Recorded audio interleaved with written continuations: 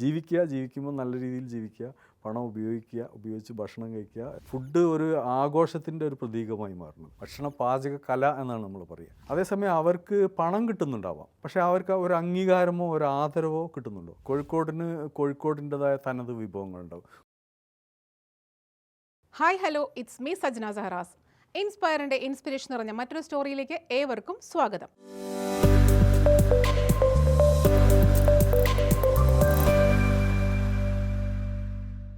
ഒരു കാലഘട്ടം വരെ ഫുഡ് എന്നത് നമുക്ക് ജീവിക്കാൻ മാത്രമുള്ള ഒന്നായിരുന്നു. പക്ഷേ ഇപ്പോൾ കാലഘട്ടം മാറി, ജീവിത രീതികൾ മാറി. ഫുഡ് എന്നത് എക്സ്പ്ലോർ ചെയ്യാനുള്ള ഒരു മേഖലയായി മാറി. തീർച്ചയായിട്ടും നമ്മൾ മലയാളികൾ വെറൈറ്റി ഓഫ് ഫുഡ് എവിടെ കിട്ടുന്നു അവിടേക്ക് ഓടിയെത്തും. അപ്പോൾ ഇന്ത്യയുടെ പല ഭാഗത്തു നിന്നുള്ള ഫുഡ് ഒരു കുടക്കീഴിൽ നമുക്ക് കിട്ടുകയാണെങ്കിലോ, that will be great opportunity for food lovers. അങ്ങനെ ഒരുപാട് ഫുഡ് ഫെസ്റ്റ് നടത്തിയിട്ടുള്ള എത്യോപ്യ ഇവൻചേഴ്സിൻ്റെ ഡയറക്ടറായിട്ടുള്ള മുഹമ്മദ് ഹനീഫയാണ് ഇന്ന് നമ്മോടൊപ്പം ഉള്ളത്. Sir, warm welcome to Inspire show of inspiring stories. Thank you. ആദ്യം തന്നെ സാറിൻ്റെ ഒരു ബേസിക് വിശേഷങ്ങളിലേക്കൊക്കെ ഒന്ന് പോകാം. സാറിൻ്റെ നാട് എവിടെയാണ്? വീട്ടിൽ ആരൊക്കെയുണ്ട്? ഞാൻ നാട് കോഴിക്കോടാണ്. കോഴിക്കോട് ചെറുവണ്ണൂർ സ്വദേശിയാണ്. വീട്ടിൽ എൻ്റെ ഭാര്യ, ഉമ്മ, 2 കുട്ടികൾ, Aman Muhammad and Aiman Muhammad. Happy life. വളരെ ഹാപ്പി. അപ്പം ഞാൻ ആദ്യം പറഞ്ഞു ഫുഡ് ഫെസ്റ്റിവലാണ് നമ്മുടെ ഒരു മെയിൻ അട്രാക്ഷൻ എന്ന് പറയുന്നത്. അപ്പോൾ ഇത്യോപ്യ ഇവൻചേഴ്സ് നടത്തുന്ന ആ ഒരു ഫുഡ് ഫെസ്റ്റ് എന്താണ്, എങ്ങനെയാണ്? ഇത്യോപ്യ ഇവൻചേഴ്സ് ഒരു പ്രൈവറ്റ് ലിമിറ്റഡ് കമ്പനിയാണ്. ഞങ്ങൾ ഏകദേശം ഒരേ കാലത്ത് ഒരുമിച്ച് പഠിച്ച കുറേ സുഹൃത്തുക്കളും അതോടൊപ്പം മറ്റു ചില സുഹൃത്തുക്കളും കൂടി ചേർന്ന് നടത്തുന്ന ഒരു കമ്പനിയാണ്. പ്രധാനമായും ഫുഡ് റിലേറ്റഡ് ആയിട്ടുള്ള ഇവൻറ്റുകളാണ് നമ്മൾ ഫോക്കസ് ചെയ്യുന്നത്, അതാണ് നടത്താൻ ഉദ്ദേശിക്കുന്നത്. അതിൻ്റെ ആദ്യത്തെ ഇവൻറ്റ് ഒരു മെഗാ ഇവൻറ്റ് എന്നുള്ള നിലയിലാണ് the great Indian food art വരുന്നത്. അത് ഏതൊരു ടൈമിലാണ് വരുന്നത്? മെയ് ഈ വർഷം നമ്മൾ ഒരു വെക്കേഷനിലാണ് വരുന്നത്. മെയ് മാസം 3-ാം തീയതി മുതൽ 12-ാം തീയതി വരെ. വെക്കേഷൻ ടൈം നോക്കിയിട്ടാണ് ആ ഒരു വെക്കേഷൻ ടൈം എന്ന് പറഞ്ഞാൽ ഒരു ഭക്ഷണം പ്രേമികൾക്ക് ആഘോഷങ്ങൾ നടക്കുന്ന ഒരു സമയം, അവർക്ക് എല്ലാവർക്കും ഒരുമിച്ച് കൂടാൻ പറ്റുന്ന ഒരു സമയം കൂടി പരിഗണിച്ചുകൊണ്ടാണ് ആ സമയത്തേക്ക്. ആർട്ട് എന്ന് പറയുമ്പോൾ നമ്മൾ ഇതിൽ സാധാരണഗതിയിൽ ഭക്ഷണം പാചകം ചെയ്യുന്ന ആളുകളെ നമ്മൾ കലാകാരന്മാർ എന്ന നിലയിലാണ് പരിഗണിക്കുന്നത്. ഭക്ഷണ പാചക കല എന്നാണ് നമ്മൾ പറയുക. പാചകം മറ്റു പലതും പോലെ, അതായത് ഇപ്പം എന്താ പറയുക, നമ്മളൊരു സംഗീതം പോലെ, സംഗീതത്തിൻ്റെ ഒരു സ്വരസ്ഥാനങ്ങളുടെ ഒരു പ്രത്യേക തരത്തിലുള്ള വിന്യാസം കൊണ്ടാണ് സംഗീതം ഉണ്ടാകുന്നത്. അതുപോലെ തന്നെ കവിത എന്ന് പറഞ്ഞാൽ വാക്കുകളുടെ പ്രത്യേക തരത്തിലുള്ള വിന്യാസം കൊണ്ടാണ് കവിത ഉണ്ടാകുന്നത്. അതുപോലെ മറ്റെല്ലാ കലകളും, ഇപ്പോൾ ചിത്രം തന്നെയായാലും നിറക്കൂട്ടുകൾ കൊണ്ട് നമ്മൾ വരച്ചുണ്ടാക്കുന്ന ഒരു സാധനം. അതുപോലെ തന്നെ പാചകം എന്ന് പറയുന്നത് അതിൻ്റെ ചേരുവകൾ യഥാവിധി ചേരുമ്പോഴാണ്, അതിൻ്റെ ശരിയായ അളവിൽ തോതിൽ ആ പാചകത്തിൽ ചേരുവകൾ ചേരുമ്പോഴാണ്, ആ ചേരുവകൾ യഥാവിധി ചേർക്കുക എന്നുള്ളത് വളരെ കലാപരമായ, വളരെയധികം എന്താ പറയുക, സർഗസിദ്ധി ആവശ്യമുള്ള ഒന്നാണ്. ആ രീതിയിൽ കലാകാരന്മാരാണ് ഇവർ എന്നതാണ് നമ്മൾ പറയാൻ ശ്രമിക്കുന്ന ആദ്യത്തെ കാര്യം. വെറും ഒരു തൊഴിലാളികളല്ല, അല്ലെങ്കിൽ ഏതെങ്കിലും തരത്തിലുള്ള ടെക്നിക്കലായി ചെയ്യുന്ന ആളുകളല്ല. ഇവർ ചെയ്യുന്നത് കലയാണ്. എന്ന് പറയുമ്പോൾ നമുക്കൊരു കാര്യം കടമെടുക്കേണ്ടി വരും. ഉസ്താദ് ഹോട്ടലിലെ ഒരു ഡയലോഗ്, ഫുഡ് എന്ന് പറഞ്ഞിട്ടുണ്ടെങ്കിൽ ഒരിക്കലും വയറ് മാത്രം നടക്കുന്ന, നമ്മുടെ മനസ്സ് കൂടെ നടക്കുന്നതാണ്. മനസ്സ് നടക്കുന്ന പറയുമ്പോൾ തീർച്ചയായിട്ടും ഒരു ആർട്ട് തന്നെയാണ്. അപ്പോൾ തീർച്ചയായിട്ടും സാറിൻ്റെ ഒരു art the great Indian food art അല്ലേ? അപ്പോൾ അതിൽ എന്തൊക്കെയാണ് ആക്ച്വലി വരുന്നത്? ഞാൻ പറഞ്ഞിരുന്നു നേരത്തെ, ഇന്ത്യയുടെ ഒരുപാട് ഭാഗങ്ങളിൽ നിന്നുള്ള ഫുഡാണ്, നമുക്കതിൽ വെറൈറ്റി ഫുഡ്സ് ആണ് വരുന്നത്. ഫുഡ് ലവേഴ്സിൻ്റെ ഒരു ഗ്രേറ്റ് ഓപ്പർച്യൂണിറ്റി ആയിരിക്കും ഓഫ് കോഴ്സ്. അപ്പോൾ എത്രത്തോളം, ഏതെല്ലാം ഭാഗത്തു നിന്നുള്ള ഫുഡാണ് നമുക്കതിൽ കിട്ടുന്നത്? ഈ ഇന്ത്യയിലെ പ്രധാനപ്പെട്ട 25 നഗരങ്ങളാണ് ഈ തവണ ഈ എഡിഷനിൽ നമ്മൾ ഉദ്ദേശിക്കുന്നത്. ഈ ഫുഡ് എന്ന് പറയുമ്പോൾ നമ്മൾ ഓരോ നാടിനും ഒരു ഫുഡ് ഉണ്ടാവും, ഒരു ഫുഡ് കൾച്ചർ ഉണ്ടാവും. ഇപ്പോൾ കോഴിക്കോട്, ഞങ്ങളുടെ നാട്, കോഴിക്കോടിൻ്റെതായ തനത് വിഭവങ്ങളുണ്ടാവും. കൊച്ചിയിലേക്ക് വരുമ്പോൾ കൊച്ചിയുടേതായ തനത് വിഭവങ്ങളുണ്ടാവും. കേരളത്തിൽ തന്നെ ഓരോ പ്രദേശത്തും വ്യത്യസ്തമായ രുചിഭേദങ്ങളുണ്ടാവും. പലതരം പലഹാരങ്ങളായാലും ശരി, പലതരം അപ്പങ്ങളായാലും ശരി, എല്ലാതരം കറികളായാലും ശരി, ബിരിയാണി തന്നെ യഥാർത്ഥത്തിൽ കേരളത്തിലേക്ക് വന്നൊരു വിഭവമാണ്. പക്ഷെ അത് കേരളത്തിൻ്റെ പല മേഖലകളിൽ പല തരത്തിലാണ് ഉണ്ടാക്കുന്നത്, പാചകം ചെയ്യപ്പെടുന്നത്. അതേപോലെ ഇന്ത്യയുടെ ഓരോ നഗരങ്ങൾക്കും ഒരു ഭക്ഷണ സംസ്കാരത്തിൻ്റെ ഒരു കഥ പറയാനുണ്ട്. ആ ഭക്ഷണ സംസ്കാരത്തിൽപ്പെട്ട അതിൻ്റെ ഒരു പാരമ്പര്യ തനിമയുള്ള ഭക്ഷണങ്ങൾ നമ്മൾ ഒരിടത്ത് എത്തിക്കുക എന്നുള്ളതാണ് ഈ ഇവൻറ്റിൻ്റെ ഒരു ഏറ്റവും വലിയ പ്രത്യേകതയായി നമ്മൾ പറയാം. നമ്മൾ കുറച്ച് നാൾ മുന്നേക്ക് വരെ കേട്ടിരുന്നത് chicken biryani, beef biryani, mutton biryani, ഇതിലാണ് നമ്മുടെ ഒരു ബിരിയാണി നമ്മൾ ഒതുക്കിയിരുന്നത് അല്ലെങ്കിൽ ഒതുങ്ങിയിരുന്നത്. അപ്പോൾ ഇതുപോലുള്ള ഒരുപാട് വെറൈറ്റി ഓഫ് ബിരിയാണീസ് അടക്കമുള്ള നമുക്ക് തീർച്ചയായിട്ടും ദ ഗ്രേറ്റ് ഇന്ത്യൻ ഫുഡ് ആർട്ടിൽ നമുക്ക് എക്സ്പ്ലോർ ചെയ്യാൻ പറ്റും അല്ലേ? തീർച്ചയായും. പക്ഷെ അത് ആ തരത്തിലല്ല. നമ്മൾ അതിൻ്റെ ഒരു അത്തരം വൈവിധ്യങ്ങൾ അല്ലെങ്കിൽ വൈവിധ്യപരമായ രീതിയിൽ അവതരിപ്പിക്കുക എന്നതല്ല. നമ്മളിതിൽ പ്രധാനമായും ഊന്നുന്ന ഒരു കാര്യം ഭക്ഷണത്തിൻ്റെ ഒരു പാരമ്പര്യം ഉണ്ടാവും. ഒരു ഭക്ഷണം ഉണ്ടായി വരുന്ന ഓരോ നാട്ടിൽ. ഇപ്പോൾ ഉദാഹരണത്തിന് ഹൈദരാബാദിലെ ഹലീം എന്ന് പറയുന്നത് ഒരു ഭക്ഷണമാണ്, അതൊരു ഭക്ഷണ വിഭവമാണ്. പക്ഷേ അതിനൊരു ചരിത്രമുണ്ട്. അതുപോലെ തന്നെ ബിരിയാണി, ഇന്ത്യയിലെ ബിരിയാണിക്ക് ഒരു ചരിത്രമുണ്ട്. അതുപോലെ ഓരോ നാട്ടിലും ഉണ്ടാകുന്ന പ്രത്യേകതരം വിഷയം. നമ്മുടെ നാട്ടിൽ തന്നെ പലതരം അപ്പങ്ങൾ കേരളത്തിൻ്റെ ഒരു തനത് വിഭവമാണ്.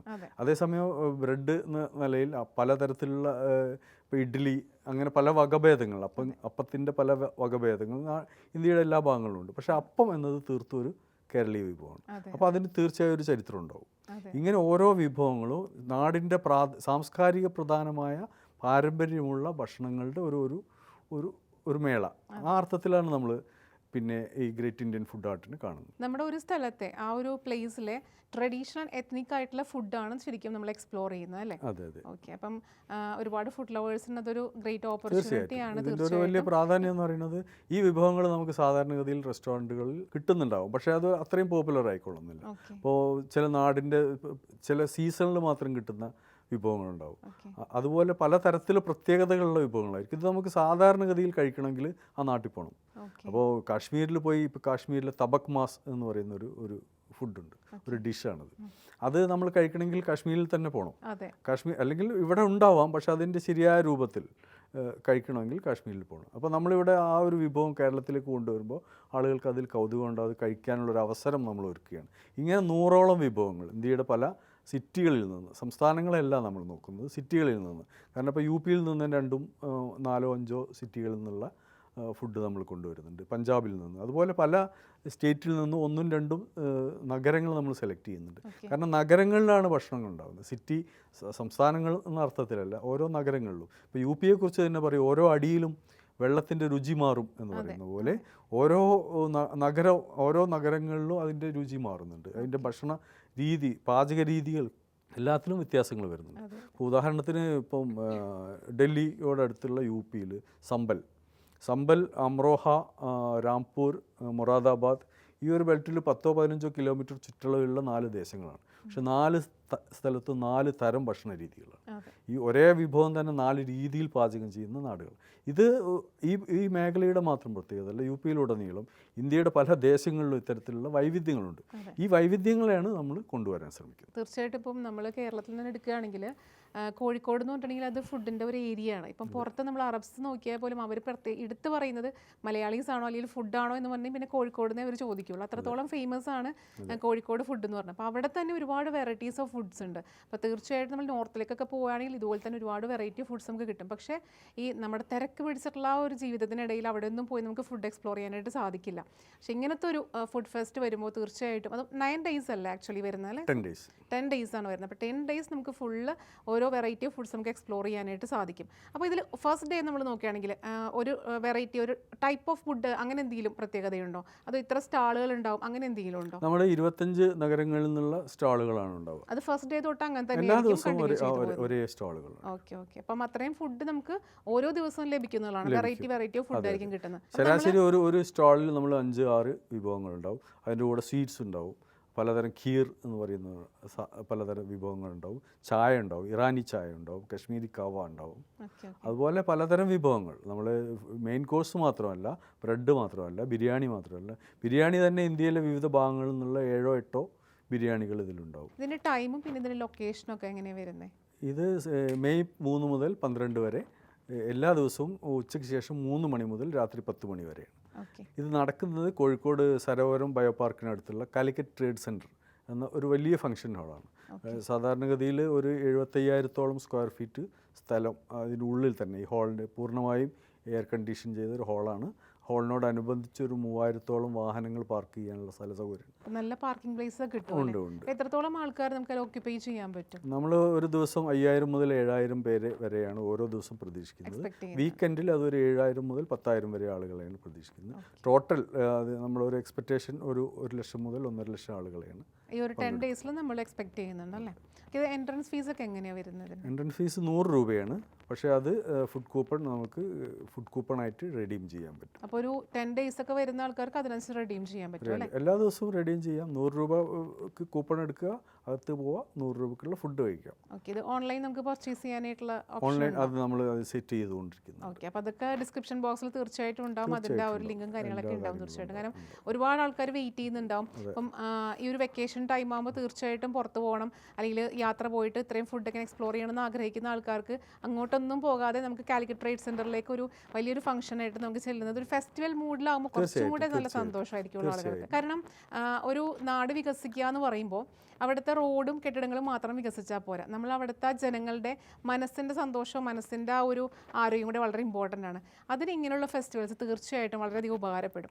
അപ്പോൾ സാറിനെ പോലുള്ള നമ്മുടെ ഇറ്റോപ്പിയ ഇവൻറ്റേഴ്സ് നടത്തുന്ന ഇതുപോലുള്ള ഫെസ്റ്റിവൽസ് ഒരുപാട് മനുഷ്യരുടെ ആ ഒരു മനസ്സും കൂടെ സന്തോഷകരമാക്കാനായിട്ട് സഹായിക്കുന്നതാണ് സത്യം. തീർച്ചയായിട്ടും നാട് വികസിക്കുക എന്ന് പറയുമ്പോൾ നാടിൻ്റെ അതുകൊണ്ടാണ് ഫുഡ് ഫെസ്റ്റുകൾ ഉണ്ടാകുന്നത്. അതെ അതെ. ഇപ്പം നമ്മുടെയൊക്കെ ഒരു ചെറുപ്പകാലത്ത് ഫുഡ് ഫെസ്റ്റുകളിൽ നിന്ന് കേട്ടുകേൾവി പോലും ഇല്ലാത്ത, അല്ലെങ്കിൽ അങ്ങനെ ഒരു കോൺസെപ്റ്റ് നമ്മളാരും കേട്ടിട്ടില്ല. ഫുഡ് ഫെസ്റ്റ് എന്ന അർത്ഥത്തിൽ ഭക്ഷണം എന്ന് പറഞ്ഞാൽ നമ്മൾ പ്രധാനമായിട്ട് വീടുകളിലുള്ള ഭക്ഷണം, അത് അന്നന്നത്തെ ആഹാരം, അന്നത്തെ അപ്പത്തിന് വേണ്ടിയാണ് മനുഷ്യൻ അന്നൊക്കെ ജീവിച്ചത്. ഇപ്പോൾ അത് വന്ന് അതോടൊപ്പം തന്നെ കല്യാണങ്ങളിൽ തന്നെ നമ്മൾ അന്ന് കണ്ടിരുന്ന ഒരു വലിയ പ്രത്യേകത എന്ന് പറഞ്ഞാൽ എല്ലാവർക്കും ഒന്നിച്ചിരുന്ന് ഭക്ഷണം കഴിക്കാം, പക്ഷെ വളരെ പരിമിതമായ വിഭവങ്ങളാണ് കല്യാണങ്ങൾ ഉണ്ടായിരുന്നത്. അതുതന്നെ ഇപ്പോൾ ചില പഴയ കത്തുകളൊക്കെ കാണാം, കല്യാണ കത്തുകൾ. അതിൻ്റെ അടിയിലൊരു കുറിപ്പുണ്ടാവും, നിങ്ങളുടെ ഈ ആഴ്ചത്തെ റേഷൻ ഇങ്ങോട്ട് കല്യാണത്തിന് വരുമ്പോൾ കൊണ്ടുവരണം, അല്ലെങ്കിൽ അതിലേക്ക് സംഭാവന ചെയ്യണം എന്നൊക്കെ പറഞ്ഞിട്ട് അങ്ങനെയൊക്കെ ഉണ്ടായിരുന്ന കല്യാണങ്ങൾ നമുക്ക് ഏകദേശം ഒരു 50 വർഷം മുമ്പ് വരെ കേരളത്തിൽ നടന്നിട്ടുണ്ട്. അവിടെ നിന്നാണ് നമ്മൾ ഇപ്പോൾ ഈ 2024 നിൽക്കുമ്പോൾ ഫുഡ് ഒരു ആഘോഷത്തിൻ്റെ ഒരു പ്രതീകമായി മാറുന്നത്. ഭക്ഷണത്തിൻ്റെ മാറ്റം കൂടുതൽ വന്നത് കൊറോണയ്ക്ക് ശേഷമാണെന്ന് തോന്നുന്നു. അതായത് കൊറോണയ്ക്ക് ശേഷം മനുഷ്യർ കൂടുതൽ മനസ്സിലാക്കി തുടങ്ങി ലൈഫ് ഇങ്ങനെ പോയാൽ പോരാ, എപ്പോൾ വേണമെങ്കിലും തീരാം. അപ്പം നമ്മൾ കൂടുതൽ എൻജോയ് ചെയ്യണം നമ്മുടെ ലൈഫ്. നമ്മൾ കിട്ടുന്ന പൈസ നമ്മൾ ജീവിതം മാത്രം നോക്കിയാൽ പോരാ, കുറച്ചും കൂടെ നമുക്കൊരു എക്സ്പ്ലോറിങ് വേണമെന്നുള്ളതിലാണ് ഫുഡും പ്ലേസും ഒക്കെ അവർ എക്സ്പ്ലോർ ചെയ്യാൻ തുടങ്ങിയത്. ആക്ച്വലി ആ ഒരു ഫുഡ് ഫെസ്റ്റിവലിൻ്റെ ഒരു ഇമ്പോർട്ടൻസ് കിട്ടുന്നതും ആ ഒരു കാലഘട്ടത്തിൽ, നമ്മൾ ആ ഒരു കഴിഞ്ഞ സമയത്താണ്, കൊറോണ കഴിഞ്ഞ സമയത്താണ് ഇതിൻ്റെയൊക്കെ ഒരു ഇമ്പോർട്ടൻസ് മനുഷ്യർക്ക് മനസ്സിലായി തുടങ്ങിയത്. ആക്ച്വലി തീർച്ചയായിട്ടും കൊറോണ ഒരു പ്രധാന ഘടകമാണ് അതിൽ. അതേസമയം ഇവിടെ നടന്നൊരു സാമൂഹിക മാറ്റമുണ്ട്. ഭക്ഷണം എന്നത് നമ്മൾ എല്ലാവരും പറയുന്ന പോലെ ഒരു അടിസ്ഥാന ആവശ്യമാണ്. മനുഷ്യൻ്റെ 3 അടിസ്ഥാന ആവശ്യങ്ങളിൽ ഏറ്റവും പ്രധാനപ്പെട്ട ഒന്നാണ് ഭക്ഷണം. ഭക്ഷണം, വസ്ത്രം, പാർപ്പിടം എന്നാണ് നമ്മൾ പറയുക. ആ ഭക്ഷണം എന്നത് അടിസ്ഥാന ആവശ്യമായിരിക്കുമ്പോൾ തന്നെ ഇതുപോലെ ഒരു പല കാരണങ്ങൾ കൊണ്ട് ഇപ്പോൾ കൊറോണ നമ്മളെ മനുഷ്യൻ്റെ കണ്ണ് ഉറപ്പിച്ചിട്ടുണ്ട്. എന്തിനാണ് സമ്പാദിച്ച് കൂട്ടുന്നത്, എന്തിനാണ് അത് പൂത്തി വെക്കുന്നത്, അല്ലെങ്കിൽ എന്തിനാണ് ഒരു ഭാഗത്ത് സൂക്ഷിച്ച് വെക്കുന്നത് എന്നുള്ള ചിന്ത മനുഷ്യന് ഉണ്ടാക്കിയിട്ടുണ്ട്. ജീവിക്കുമ്പോൾ നല്ല രീതിയിൽ ജീവിക്കുക, പണം ഉപയോഗിച്ച് ഭക്ഷണം കഴിക്കുക, ഇതുപോലുള്ള ജീവിത സൗകര്യങ്ങൾ ആസ്വദിക്കുക എന്നൊരു തലത്തിലേക്ക് അത് എത്തിയിട്ടുണ്ട്. അതോടൊപ്പം അതെല്ലാത്തെയും കാരണങ്ങൾ നമ്മുടെ നാട്ടിൽ ഇപ്പോൾ ഞാൻ നേരത്തെ പറഞ്ഞല്ലോ, ഭക്ഷണം, ആഘോഷം, ആളുകൾക്ക് കൂടിച്ചേരുക, സ്നേഹം പങ്കുവെക്കുക, അതുപോലുള്ള കാര്യങ്ങളിലേക്ക് ഇത് വരുന്നുണ്ട്. ഇപ്പോൾ നമ്മൾ തന്നെ ഇതിൻ്റെ ഒരു ടാഗ് ലൈനായിട്ട് പറയുന്നത് ടേസ്റ്റ് ഓഫ് ഹാർമണി എന്നാണ്. സൗഹാർദ്ദത്തിൻ്റെ, മനുഷ്യ പരസ്പരമുള്ള സ്നേഹത്തിൻ്റെ ഒക്കെ ഒരു ഐക്യത്തിൻ്റെ ഒരു പ്രതീകമായിട്ടാണ് നമ്മൾ ഭക്ഷണത്തെ കാണുന്നത്. ഫുഡ് മാത്രമല്ല, ഒരു സ്നേഹം പങ്കുവയ്ക്കാനും തീർച്ചയായിട്ടും ഇങ്ങനെയുള്ള ഫുഡ് ഫെസ്റ്റിവൽസ് ഒരുപാട് ഹെൽപ്പ് ചെയ്യാറുണ്ട്. നമുക്ക് കോഴിക്കോട് മാത്രമല്ലല്ലോ വരിക, ഒരുപാട് സ്ഥലങ്ങളിൽ നിന്നുള്ള ആൾക്കാർ വരുമ്പോൾ അതൊരു മീറ്റിംഗ് പോയിന്റ് ആയിട്ട് മാറുകയാണ്. ഫുഡും കൂടെ എൻജോയ് ചെയ്യുമ്പോൾ തീർച്ചയായിട്ടും അതൊരു ഫെസ്റ്റിവൽ മൂഡ് തന്നെയായിരിക്കും. തീർച്ചയായിട്ടും പങ്കുവെക്കുക എന്ന് പറയുമ്പോൾ, ഭക്ഷണം പങ്കുവെക്കുക എന്ന് പറയുമ്പോൾ മറ്റു വിഭവങ്ങളിൽ നിന്ന് വ്യത്യസ്തമായി ഭക്ഷണത്തിനുള്ളൊരു പ്രത്യേകത അത് ഏത് സാഹചര്യത്തിലും നമുക്ക് പങ്കുവെക്കാൻ കഴിയുന്നതാണ്. ഇപ്പോൾ നമ്മളൊരു ദരിദ്രനാവട്ടെ ധനികനാവട്ടെ, ഒരു ഉരുള ചോറ് അല്ലെങ്കിൽ ഒരു പിടി ചോറ് എന്നൊക്കെ പറയുന്ന പോലെ ഒരു റൊട്ടി, അത് നമുക്ക് പങ്കുവെക്കാം, ഏത് സാഹചര്യത്തിലും നമുക്ക് പങ്കുവെക്കാൻ കഴിയും. അതേസമയം നമ്മുടെ വസ്ത്രം നമുക്ക് അങ്ങനെ ആ അർത്ഥത്തിൽ പങ്കുവെക്കാൻ കഴിയും. നമ്മൾ ഒരാൾക്ക് വാങ്ങിക്കൊടുക്കേണ്ടി വരും, അത് അവിടെ അവസാനിക്കുകയാണ്. നമ്മുടെ വീട്ടിലേക്ക് ഒരാൾ കടന്നു വരുമ്പോൾ അയാൾക്ക് നമ്മൾ ഭക്ഷണം പങ്കുവെക്കണമെങ്കിൽ നമ്മുടെ ഉള്ളിൽ സ്നേഹം ഉണ്ടായിരിക്കണം, ആ മനുഷ്യനോടുള്ള അനുകമ്പ, ഏതെങ്കിലും തരത്തിലുള്ളൊരു മാനുഷിക വികാരം ഉണ്ടാകുമ്പോൾ മാത്രമേ നമുക്ക് ഈ ഭക്ഷണം പങ്കുവെക്കാൻ കഴിയും. അപ്പോൾ ഭക്ഷണം എന്നത് എപ്പോഴും പങ്കുവെക്കലിൻ്റെ ഒരു പ്രതീകമാണ്, സ്നേഹത്തിൻ്റെ പ്രതീകമാണ്. സ്നേഹം ഉണ്ടാകുമ്പോൾ മാത്രമാണ് സാധ്യമാവുന്ന ഒരു കാര്യമാണ് ഈ പങ്കുവെക്കുക എന്നുള്ളത്. അതിനെയാണ് നമ്മൾ തോന്നുന്നത്. ഈ മനുഷ്യർ ഇപ്പോൾ ഇന്ത്യയിൽ നിലനിൽക്കുന്ന ഒരു സാഹചര്യത്തിൽ മനുഷ്യർ തമ്മിൽ ഐക്യത്തിൻ്റെ ഒരു ഉപാധി എന്ന നിലയിൽ കൂടിയാണ് നമ്മൾ ഇത് ഉദ്ദേശിക്കുന്നത്. നമ്മൾ ഈ ഗ്രേറ്റ് ഇന്ത്യൻ ഫുഡ് ആർട്ടിലൂടെ ഇന്ത്യയിലെ പല ദേശങ്ങളിൽ നിന്നുള്ള പാചക വിദഗ്ധരെ, കലാകാരന്മാരെ കൊണ്ടുവരുമ്പോൾ അതിൽ സംസ്കാരങ്ങളുടെ ഒരു കൂടിക്കലരലുണ്ട്. പലതരം സംസ്കാരങ്ങൾ പരസ്പരം പരിചയപ്പെടാൻ കഴിയുന്ന ഒരവസരം. സാംസ്കാരിക അതെ, നമ്മുടെ നാട്ടിൽ തന്നെയുള്ള ആളുകൾ ഇപ്പോൾ നമ്മൾ മലയാളികൾ മിക്കവാറും സഞ്ചാരികളാണ്, ലോകം കണ്ടിട്ടുള്ളവരായിരിക്കും മിക്കവാറും മലയാളികൾ. എന്നാലും ലോകം കണ്ടിട്ടില്ലാത്തൊരു ചെറിയ വിഭാഗമെങ്കിലും കേരളത്തിലുണ്ടാവും. അങ്ങനെ സഞ്ചാരികളായ ആളുകൾ പോലും എത്തിപ്പെടാത്ത പല ദേശങ്ങളും ഉണ്ടാവും. ഇവർക്കൊക്കെയും ഈ നമ്മുടെ ഒരു ഇവൻറ്റിൽ വരാനും ഇത്തരം സംസ്കാരങ്ങൾ പരിചയപ്പെടാനും ഇത്തരം ഭക്ഷണ രീതികൾ പരിചയപ്പെടാനും, ഭക്ഷണം കഴിക്കുക എന്നത് പ്രധാനമാണ്, അതോടൊപ്പം തന്നെ അതിനെ അറിയുക എന്ന ഒരു പ്രക്രിയ കൂടി ഇതിൻ്റെ കൂടെ നടക്കുന്നത്. അതോടൊപ്പം ഇതിൻ്റെ കൂടെ പലതരം സാംസ്കാരിക പരിപാടികൾ നമ്മൾ ഇതിനോട് അനുബന്ധമായി സംഘടിപ്പിക്കും. അതും തീർച്ചയായിട്ടും ഈ ഒരു പ്ലേസ്, അതായത് ഇപ്പം നമ്മുടെ നാട്ടിൽ മാത്രമല്ല ആ ഒരു പ്ലേസിനെ റിലേറ്റഡ് ആയിട്ടുള്ള ഒരു ട്രഡീഷണൽ വേ ഓഫ് കൾച്ചർ ആയിരിക്കും. അത് നമ്മൾ പ്രധാനമായിട്ടും കേരളത്തിലെ ബാൻഡുകളും പാട്ടുകളും നാടൻ പാട്ടുകളും ബാബുക്കയുടെ പാട്ട് അതുപോലെയുള്ള അതിലാണ് കോഴിക്കോടിൻ്റെ. അതെ അതെ അതെ. പിന്നെ അതുപോലെ അതോടൊപ്പം പുറത്തു നിന്നുള്ള പാട്ടുകളും ഉണ്ടാവും. പിന്നെ അതിനോടൊപ്പം നമ്മൾ ഇതിൻ്റെ ഒരു അക്കാദമിക തലത്തിൽ എന്താണ് ഭക്ഷണവും ടൂറിസവും തമ്മിലുള്ള ബന്ധം, ഭക്ഷണത്തിൻ്റെ തന്നെ പലതരം ആസ്പെക്റ്റിൽ നമ്മൾ അക്കാദമികമായി മനസ്സിലാക്കേണ്ട പല കാര്യങ്ങളും ഉണ്ടാവുമല്ലോ. അത്തരം ചർച്ചകളും സംവാദങ്ങളും പ്രസൻറ്റേഷൻസും ഒക്കെ ഇതിനോടനുബന്ധമായിട്ടുണ്ട്. അത് നമ്മൾ ചാർട്ട് ചെയ്ത് വരുന്നേ ഉള്ളൂ. ഈ പ്രോഗ്രാമിൻ്റെ ഒരു അവസാന ഘട്ടത്തിലേക്ക് അതിൻ്റെ പൂർണ്ണരൂപം നമുക്ക് പ്രസിദ്ധീകരിക്കാൻ പറ്റും. നമ്മുടെ ബ്രോഷറിൽ നമ്മൾ ഒരുപാട് ഫുഡ് വ്ളോഗേഴ്സ് ഡേ എന്നതിൽ കണ്ടിരുന്നു ഞാൻ. അപ്പോൾ എന്താണ് ഈ ഫുഡ് വ്ളോഗേഴ്സ് ഡേ നമ്മുടെ ഗ്രേറ്റ് ഇന്ത്യൻ ഫുഡ് ആർട്ടിൽ വരുന്നത്? ഫുഡ് വ്ളോഗേഴ്സ് ഡേ നമ്മൾ വളരെ ബോധപൂർവം ചെയ്യുന്ന ഒരു പ്രോഗ്രാമാണ്. ഫുഡ് വ്ളോഗേഴ്സ് നമ്മൾക്കറിയാം, ഇപ്പോൾ കഴിഞ്ഞ ഏതാനും വർഷങ്ങളായി നിങ്ങൾ പറഞ്ഞ കൊറോണയ്ക്ക് ശേഷം പൂർണ്ണമായും ഏതൊരു ഫുഡുമായി ബന്ധപ്പെട്ട ഭക്ഷണവുമായി ബന്ധപ്പെട്ട വ്യവസായ സംരംഭങ്ങളെ പൂർണ്ണമായും വിജയത്തിലാക്കുന്നത് ഫുഡ് വ്ളോഗർമാരാണ്. മറ്റു പരസ്യ ഉപാധികളൊന്നുമില്ല. അവർ വരുന്നു, കഴിക്കുന്നു, അവരതിനെക്കുറിച്ച് പറഞ്ഞു. ചിലരൊക്കെ വളരെ വിപുലമായി പറയും, ചിലർ വളരെ പരിമിതമായി പറയും. എന്തായാലും ഈ ഫുഡ് വ്ളോഗേഴ്സാണ് ഇതിനെ മാർക്കറ്റ് ചെയ്യുന്നത്. ഏതൊരു സംരംഭത്തെയും, പുതിയ സംരംഭം, അത് ചെറുതാവട്ടെ വലുതാവട്ടെ, കല്യാണങ്ങളുടെ പോലും പിന്നെ പ്രൊമോഷൻ നടത്തുന്നുണ്ട്, അതിൻ്റെ പിന്നെ ആൽബങ്ങളിലൊക്കെ അത് കാണാം. അങ്ങനെ പലതരത്തിൽ ഫുഡ് വ്ളോഗേഴ്സാണ് ഇപ്പോൾ കേരളത്തിലെ ഭക്ഷണ വ്യവസായത്തെ പലതരത്തിൽ നിലനിർത്തുന്നു, അതിന് മുന്നോട്ട് കൊണ്ടുപോകുന്നു. അതേസമയം അവർക്ക് പണം കിട്ടുന്നുണ്ടാവാം, തീർച്ചയായും അവർക്ക് റെമ്യൂണറേഷൻ കിട്ടുന്നുണ്ടാവും. പക്ഷേ അവർക്ക് ഒരു അംഗീകാരമോ ഒരു ആദരവോ കിട്ടുന്നുണ്ടോ? കുറവായിരിക്കും. നമ്മൾ ആ പോയിന്റിൽ നിന്നാണ് ആലോചിക്കുന്നത്. നമ്മൾ അവരെ ആദരിക്കാനാണ്. അതെ, പണം കൊടുത്ത് കൊണ്ടുവരിക എന്നുള്ളത് വളരെ എളുപ്പമുള്ള കാര്യമാണ്. അത് പണമുള്ള ആർക്കും ഇവരെ കൊണ്ടുവന്ന് ഇതിൻ്റെ പ്രൊമോഷൻ നടത്താം. ഞങ്ങൾ അവർക്ക് തിരിച്ച് അവരെ ആദരിക്കാനാണ്. അവരുടെ സേവനം കേരളത്തിലെ ഭക്ഷ്യ വ്യവസായ മേഖലയെ പോഷിപ്പിക്കുന്നുണ്ട്. ആ ഘടകത്തിനാണ് ഞങ്ങൾ പോകുന്നത്. അതുകൊണ്ട് അവരെ ആദരിക്കപ്പെടണം, അവർ അംഗീകരിക്കപ്പെടണം, അവരുടെ അനുഭവങ്ങൾ അവർക്ക് പങ്കുവെക്കാൻ അവസരം കിട്ടണം. അതിനുള്ളൊരു അവസരം എന്ന നിലയിലാണ് കേരളത്തിലെ ഏറ്റവും പ്രധാനപ്പെട്ട 100 ഫുഡ് വ്ളോഗർമാരെ നമ്മൾ ഈ വേദിയിൽ, ഗ്രേറ്റ് ഇന്ത്യൻ ഫുഡ് ആർട്ടിൻ്റെ വേദിയിൽ ആദരിക്കുക. അപ്പോൾ അത് തെരഞ്ഞെടുത്ത ശേഷം ഒരു പ്രത്യേക ഡേയിലായിരിക്കുള്ളൂ ഈ ഫുഡ് വ്ളോഗേഴ്സ് ഡേയിലുണ്ടാവും. അത് ഏത് ഡേയിലാണെന്ന്? രണ്ടാമത്തെ ദിവസം തന്നെ ഫുഡ് വ്ളോഗേഴ്സ് ഡേ നമ്മുടെ ഇവന്റിന്റെ ഈ ഗ്രേറ്റ് ഇന്ത്യൻ ഫുഡ് ആർട്ടിന്റെ രണ്ടാമത്തെ ദിവസം മെയ് 4-നായിരിക്കും ഫുഡ് വ്ളോഗേഴ്സ് ഡേ ഉണ്ടാവുന്നത് അല്ലേ? അപ്പോൾ ഒരു തെരഞ്ഞെടുത്ത ഒരു 100 ഫുഡ് വ്ളോഗേഴ്സിനായിരിക്കും നമ്മൾ ആ ഒരു ഡേയിൽ ആദരിക്കുന്നത്. തീർച്ചയായിട്ടും അതൊരു വെറൈറ്റി ഓഫ് പ്രോഗ്രാം ആണ്. എല്ലാവരും വ്ളോഗ് ചെയ്ത് പോകും, അവർ പറഞ്ഞ പോലെ പൈസ വാങ്ങിക്കുന്നല്ലാതെ അവരെ ഒരു റെസ്പെക്ട് അല്ലെങ്കിൽ അവർക്ക് ഒരു വാല്യൂ കൊടുക്കുന്ന പ്രോഗ്രാംസ് ആക്ച്വലി ഉണ്ടായിട്ടില്ല. അപ്പോൾ അങ്ങനെ ഒരു പ്രോഗ്രാമും കൂടെ നമ്മൾ കണ്ടക്ട് ചെയ്യുന്ന തീർച്ചയായിട്ടും ഇതിൻ്റെ ഒരു സ്പെഷ്യൽ ഡേ ആയിട്ട് മാറട്ടെ. ഓക്കെ, നെക്സ്റ്റ് പറഞ്ഞെങ്കിൽ മ്യൂസിക്കൽ ട്രീറ്റ്സ് ആൻഡ് ട്രൈബ്യൂട്ട്സ് ഉണ്ട്. അപ്പോൾ അതിൽ നമ്മൾ ആരുടെയൊക്കെയാണ് വരുന്നത്? മ്യൂസിക്കൽ ട്രീറ്റ്സ് അപ്പോൾ കോഴിക്കോട് ഒരു സംഗീതത്തിൻ്റെയും കൂടി നഗരമാണ്. അവിടെ ഫുഡ് എവിടെയുണ്ട് അവിടെ തീർച്ചയായിട്ടും സംഗീതം ഉണ്ടായിരിക്കും. അപ്പോൾ പിന്നെ അതുപോലെയുള്ള കോഴിക്കോടിൻ്റെ ഗായകർ അവരെ ആദരിക്കുക, അവരുടെ പാട്ടുകൾ പാടാനുള്ള അവർക്ക് അംഗീകാരം നൽകാനുള്ള, അതോടൊപ്പം ആ പാട്ടുകൾ പാടുന്ന, ഇപ്പോൾ ഉദാഹരണത്തിന് ബാബുക്കയുടെ പാട്ടുകൾ പാടുന്ന അത് പലതരത്തിൽ അതിൽ ഇടപെടുന്ന ആളുകളുണ്ടാവും. ആ സംഗീത മേഖലയുമായി പലതരത്തിൽ ബന്ധമുള്ള ആളുകൾ, ഇവർക്കൊക്കെ പങ്കെടുക്കാൻ കഴിയുന്ന തരത്തിലാണ് നമ്മൾ മ്യൂസിക്കൽ ട്രിബ്യൂട്ട്സ്, മ്യൂസിക്കൽ ട്രീറ്റ്സ് നമ്മൾ പ്ലാൻ ചെയ്യുന്നത്. ഒരുപാട് ബാൻഡ്സിന് ഇപ്പോൾ ഒരു അവസരം അതിലൂടെ കിട്ടുകയാണ്. ബാൻഡ്സിന് മാത്രമല്ല, കൊച്ചു പാട്ടുകാർക്ക് പോലും ഇപ്പോൾ നന്നായി പാടുമെന്ന ആത്മവിശ്വാസമുള്ള ഒരാൾക്ക് നമ്മളെ സമീപിക്കാം, നമ്മൾ അവർക്ക് അവസരം കൊടുക്കും. അതിന് പിന്നെ യാതൊരു വിധത്തിലുള്ള മറ്റു തടസ്സങ്ങളുണ്ടാവില്ല. അവർ പിന്നെ പോപ്പുലറാണോ അല്ലെങ്കിൽ അവരുടെ മറ്റെന്തെങ്കിലും ഘടകങ്ങൾ ഞങ്ങൾ പരിഗണിക്കുന്നില്ല. നന്നായി പാടാൻ കഴിയും എന്ന അല്ലെങ്കിൽ ഒരു അവസരം കിട്ടിയാൽ എനിക്ക് മെച്ചപ്പെട്ട രീതിയിൽ ഈ പാട്ടിൻ്റെ മേഖലയിൽ മുന്നോട്ട് പോകാൻ കഴിയും, അതിനൊരു അവസരം ആവശ്യമുണ്ട് എന്ന് വിചാരിക്കുന്നവർക്ക് നമ്മൾ അവസരം കൊടുക്കും. ചിലപ്പോൾ ഒരു നല്ല ഗായകൻ ഉണ്ടാകാൻ പോകുന്നത് ചിലപ്പോൾ ഈ ഒരു കാലിക്കറ്റ് ട്രേഡ് സെന്ററിൽ ഗ്രേറ്റ് ഇന്ത്യൻ ഫുഡ് ആർട്ടിലൂടെ തീർച്ചയായും പറയാൻ പറ്റില്ല. നമ്മൾ അവകാശവാദം ഒന്നും ഉന്നയിക്കുന്നില്ല, പക്ഷേ അതിന് നമ്മൾ ശ്രമിക്കും.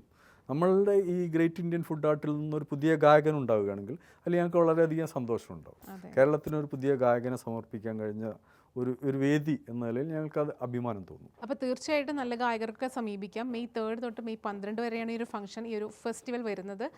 കാലിക്കറ്റ് ട്രേഡ് സെൻറ്ററിലാണ് the great Indian food art. അപ്പോൾ എല്ലാവരും ഫുഡ് ലവേഴ്സ് ആയാലും അല്ലെങ്കിൽ ഇപ്പോൾ പറഞ്ഞ പോലെ ഗായകരായാലും തീർച്ചയായിട്ടും ഈ ഒരു ഫെസ്റ്റിവൽ എൻജോയ് ചെയ്യാം. സർ, ഇതിലൊരു എക്സ്ട്രാ സെഗ്മെൻറ്റ് നമ്മൾ കണ്ടിരുന്നു, ഹോണറിംഗ് ലെജൻഡറി ദേശി ഷെഫ്സ്. എന്താണ് ആ ഒരു സെഗ്മെൻറ്റ് കൊണ്ട് ഉദ്ദേശിക്കുന്നത്?